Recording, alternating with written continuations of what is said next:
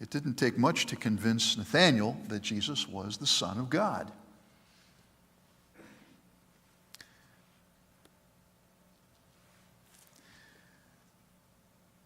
These portraits of Jesus that we're reviewing during our look at the Gospel according to John, part of John's point in this Gospel is to demonstrate that Jesus is God's Son. I have a question. From time to time, our church will experience a raft of deaths in the congregation. 2, 3, 4 in a month's time. And pretty soon we begin to think, Lord, will you let up just a little bit? This is getting to be a little much. And then we hear about all these pastoral families, pastors, their families going through all kinds of difficult things. Pat Hartman pointed out last week that Satan seems to really be aiming his guns at pastoral leaders because he knows if he can strike the shepherd, the sheep may be scattered. It's hard to watch the news because of all the horrendous things going on. 3 major named hurricanes in the Atlantic Basin. When's the last time that happened? And then we find out that Judy Schertzer has to go back into the hospital. And after a while, begin to think, Lord, will you let up just a little bit? Give us a little bit of breathing space. And perhaps the thing that afflicts this congregation in a very, very major way, and I'm discovering it. I'm not old yet. 62 is not as old as it used to be. A lot of you are saying, yeah, you got a lot of years to go before you really know what life is about.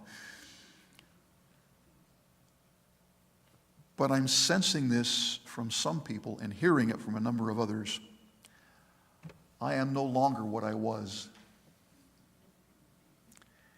And that bothers me.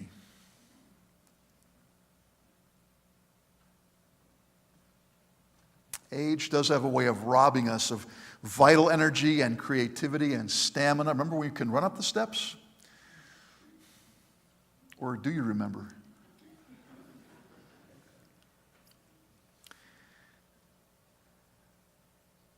Coping with that, along with everything else that's going on with life, is one of the major challenges of this life.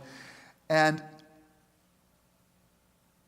beginning to do that requires us to take this look at Jesus and perhaps find some answers about how to deal with all that. I want to begin by saying, first of all, that the Gospels are not a biography of Jesus. We have no idea what color his eyes were. We have no idea what his life was like between 12 and 30. There's so much vital information that would come in a biography that isn't in here, but the Gospels weren't intended to be a biography. They were written to particular people for a particular purpose. And John tells us at the end of his Gospel, these things have been written so that you may believe that Jesus is the Christ, the Son of God, and that by believing you may have life in his name. The other 3 Gospels had been circulating among the churches for a number of years, and then several years later, the Apostle John, now a pastor for several years, is writing to a new generation of believers. Perhaps they are the children of those first believers. Perhaps they are people coming in from the outside, but the stories about Jesus have been circulating and people are beginning to get an understanding of who Jesus was. And now John is writing to help them go deeper in their understanding of Jesus. And he begins his gospel with the words that actually begin the scriptures in the Old Testament. In the beginning. And as a small tribute to Fred Miller, this tells us that there really is baseball in the Bible because it describes the big inning. Good, that's out of the way. Now we can get on. In the beginning was the Word. Why does John begin this account of Jesus by calling him the Word? John is writing to both Jews who understand that words aren't just sounds you make to communicate something. Words have power in them. It's the reason Esau couldn't receive the blessing, because once his father had said it, there's a power gone forth. You can't take that back. Jewish people understood the concept of the power of the word, and that God, by speaking, created everything there is. But John is also writing to Greeks, Gentiles, people with a mindset that understood that years and years and years before, as philosophers in Greek culture were looking for what is that one permanent thing that never changes. Everything around us just does change. We change. Is there something that doesn't change? And they came to understand through their thinking that reason, the mind of God, is what never changes. And so the idea of reason, logos, was the term they used to describe that. And we know in Greek that means word. So the idea of word as being central and foundational and eternal was endemic in the thinking of Greek-speaking people. John wanted to reach both Jewish people with something powerful that they would understand about Jesus, but he also wanted to reach Greek-speaking people with something powerful about who Jesus is. And the term that he came up with was a slightly different concept, but the term captured the reality of who Jesus is in a way that communicated to them. Jews would have understood Messiah. That comes through in the Gospels. But Greeks had no idea what in the world a Messiah was. That's a Hebrew term. They needed a term that would capture where they lived. And so he grabbed this term, Word. Jesus is the Word. He is both the power of God at work in the world, creating and sustaining it, but he is also the foundation, the one who holds all things together, the one who is perfect reason.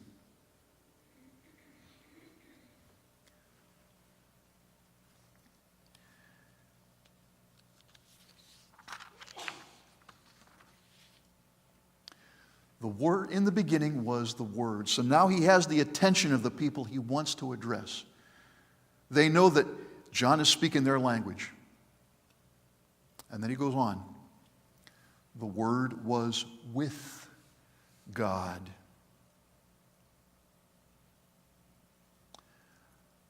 With God. That perfect fellowship that existed in the Trinity. God the Son. Nathanael recognized that Jesus was the Son of God. He wasn't, I'm sure, aware of everything he said when he said, "You are the Son of God."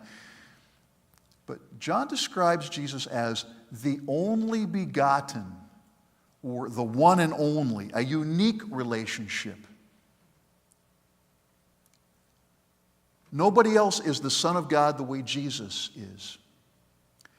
And in this perfect relationship in the Trinity, Father and Son and Holy Spirit, he is the Word. That communication between them is so perfect, you will never, ever, ever hear in the Trinity the phrase, "Now what did you mean by that?"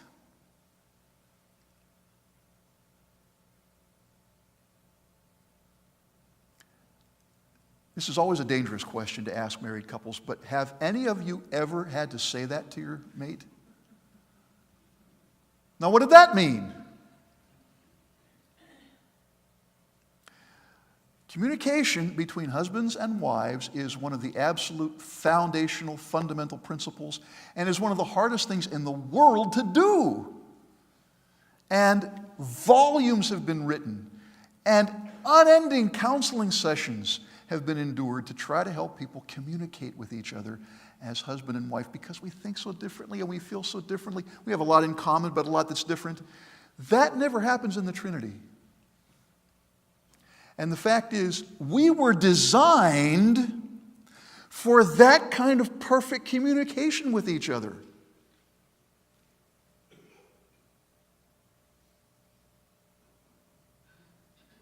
We've talked here before about the look. And not only do women give it to their husbands, but husbands can give it to their wives. And if you've been together long enough, you know what that look is and what it means and what consequences may come because of it. God never intended that for us. What He intended for us and what Adam and Eve experienced in the garden was the kind of relationship that the Trinity experiences. Different and yet so perfectly in line with each other that communication happens instantaneously. It happens accurately.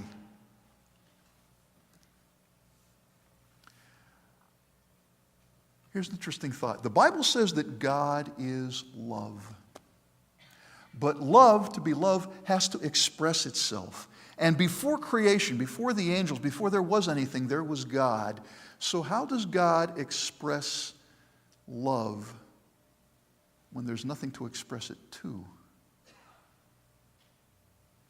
Within the Trinity, the Father and the Son and the Holy Spirit share that love that defines what love is.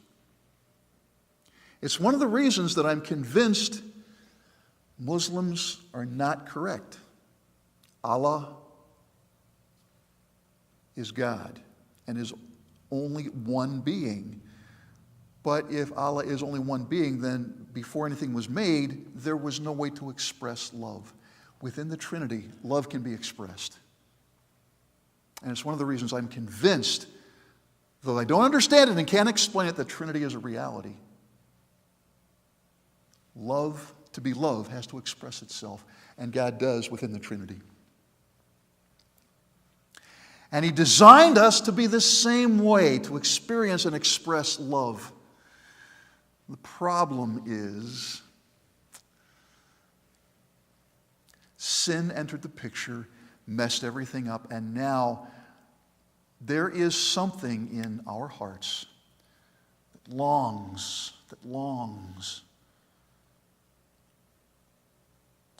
Augustine, a bishop in the early church, said, "You have made us for yourself, O Lord, and our hearts are restless until they rest in you."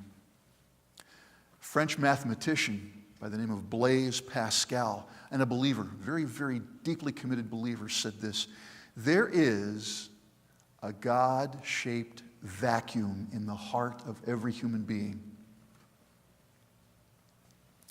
And when we try to put other things in that God-shaped vacuum, it doesn't fit. And we find something less than fulfillment for that longing." Do you know how to put a square peg in a round hole? Now the question becomes, is it still a square peg? You may feel like the square peg trying to fit in a round hole somewhere and think you don't fit there. But the fact is, we are that round hole, and when other things try to get shoved in there, if they haven't been shaped by the Creator and passed through Him first, they're not going to fit well. Think of it a different way.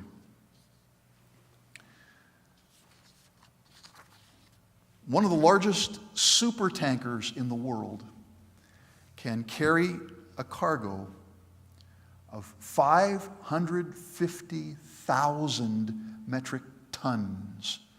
That's a lot of oil. Imagine that this is a brand new ship and the cargo that you are to load onto it is fresh water. And the means you are to use to load this ship of 500,000 metric tons is a thimble. So you spend the whole day with this vast reservoir, and you're taking a thimble and putting it into the cargo. You do this for an hour, and you look back, and everything that you had put in is evaporated. So you got to start all over again. Your heart is like this cargo ship, this vast, incredible, overwhelming capacity. And nothing will fill it except the presence of God's own Son. It's what you were designed for, to have that relationship with Him.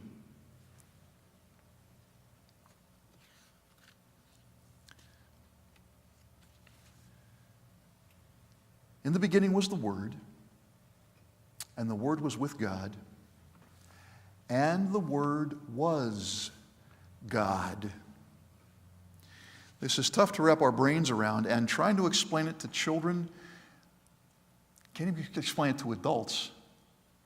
We take it on faith. Jesus is God. And when he tried to communicate that to the Jewish people who brought one of the greatest gifts to the world that has ever been brought, this belief that there is one God, only one God, he doesn't have sons. Hercules was the result of deity having relations with humanity and producing this kind of God, but man. That's not what Jesus was. He was God.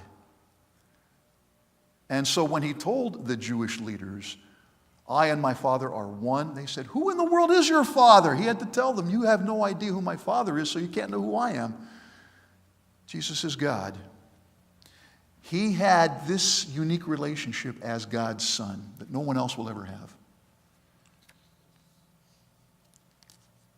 The Word became flesh and dwelt among us. Jesus is called the Word because he communicates the reality of God as fully as we human beings can bear it. When I worked at the same steel mill that my dad did when I was after my senior year in high school, these gigantic coke ovens filled with coal, an electric charge sent through overnight. And when the oven was open, this blast of heat that came out of there required us to be a distance away from it so we could quench it. It was just absolutely overwhelming. And that's exactly the problem that we have when we try to come to God as he is. We get scorched. We get destroyed. Jesus communicated God in a way that we can understand. He became flesh. But far too often people don't get the fact that Jesus is not just what you think he is. You're familiar with the very ancient Indian story about the 6 blind men and the elephant? They had never seen one, of course. And so the man who grabbed the elephant's tail said, an elephant is like a rope. And so he spent the rest of his life thinking that an elephant was like a rope and nothing more. And each blind man felt a different part of the elephant's anatomy and believed that that was what an elephant was like and nothing more. And so when we hear in our culture descriptions of what Jesus is like, let me give you some samples. Jesus is a Republican. After all, he's against tax increases. He's against activist judges. He's for family values. He's for owning firearms. He must be a Republican. Jesus is a Democrat. I'm reluctant to say those words in this congregation. But Jesus is against Wall Street and big business. He's all for reducing our carbon footprint. Jesus is like a therapist. He helps us cope with life's problems.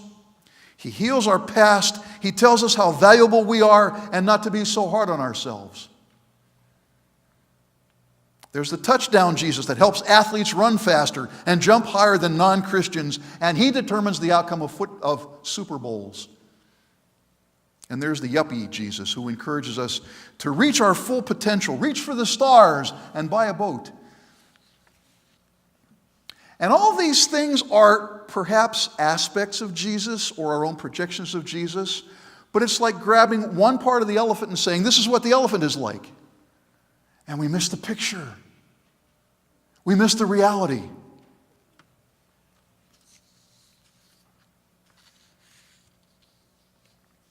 Jesus coming to earth was designed to help us see what God is really like. Not just to confirm what we think, but to challenge us to look at what God is really like. In the beginning was the Word. And the Word was with God, and the Word was God, and the Word became flesh and dwelt among us. Why are these difficult things happening? People we know and love that are dying, terrible things in nature, our own bodies betraying us and not letting us do what we used to. The reality is that we live in a fallen world. The moment you came into this planet, you began that very moment to die. Life is a process of dying.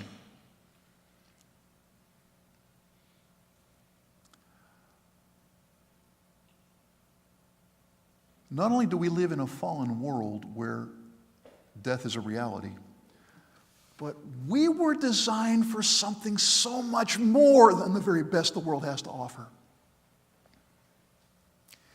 And while our Father delights in our taking pleasure in legitimate things in this world, how many of you are going to lunch this afternoon?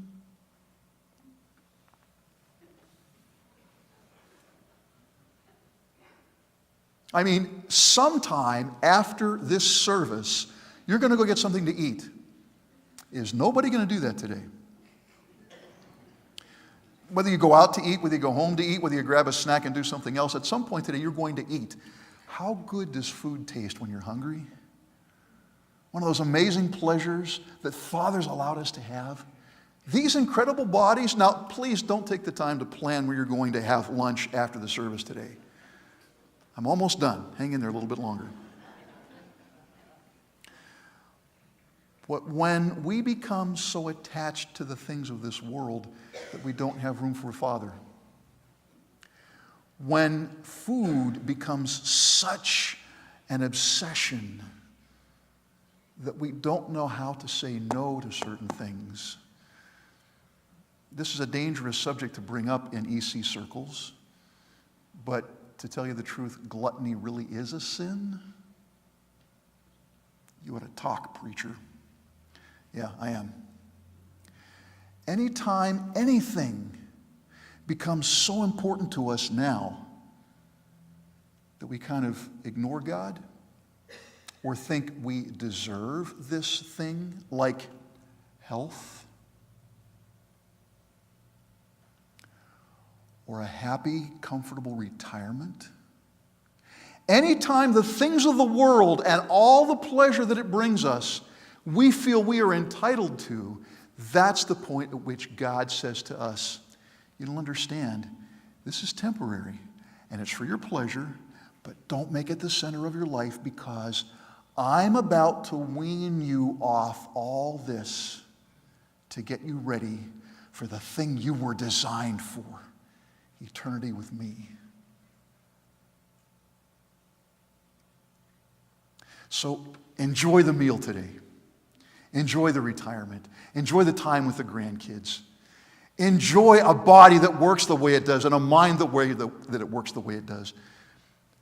But when the mind doesn't work the way it should, and the body doesn't work the way it should, and the relationships don't work the way they should, and life doesn't turn out to be what you thought it should be, believe that God is about the process of preparing you for something wondrous.